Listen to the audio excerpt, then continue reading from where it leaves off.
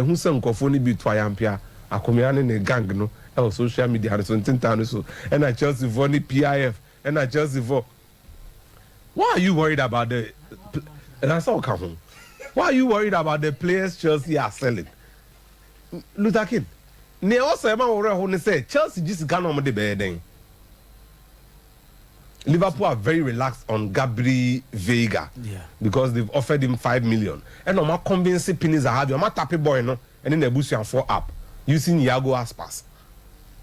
And Rafa Benitez and also is in talks with Celta Vigo or Confat team no.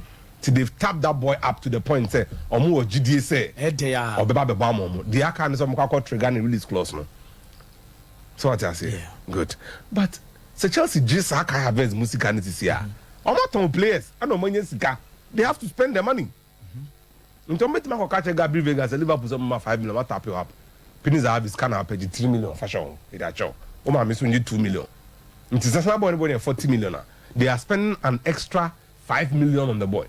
Okay, say my memo can join his own guy. Oh, absolutely. I'm per Moises Caicedo. Oh, Brighton for Mudi or Matema and Liverpool is smart and 35 million for McAllister. Who is any way?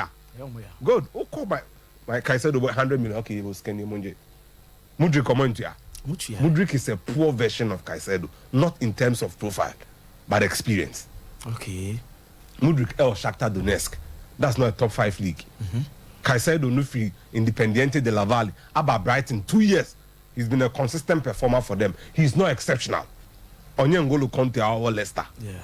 In terms of profiling, potentially. Ntini munya bo trek akana munya say na Chelsea for no look akomia sika na omubenya no de omode beye na ose munyina am e ma mo yemhwem because now enye owners na ato ombotom eyi sika o e club na aton players enye sika and sad ya Mikel Kovacic Mount Havertz could easily fetch Chelsea 160 million pounds.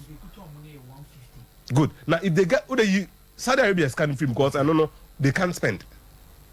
PIF no they mark clear league for no they are balancing books for FFP. But this money I'm so sure they can spend. And any pounds no matter they would have to replace them. Kepa number 1. They can easily promote Gabriel Slolina. So Brabbe number 2. Understudy him. They don't need to spend money to replace Mendy. So they can actually attend to their squad.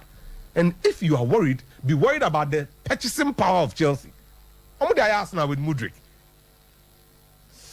Papa, me da say atafo kuna wote ne kana ha SOMPA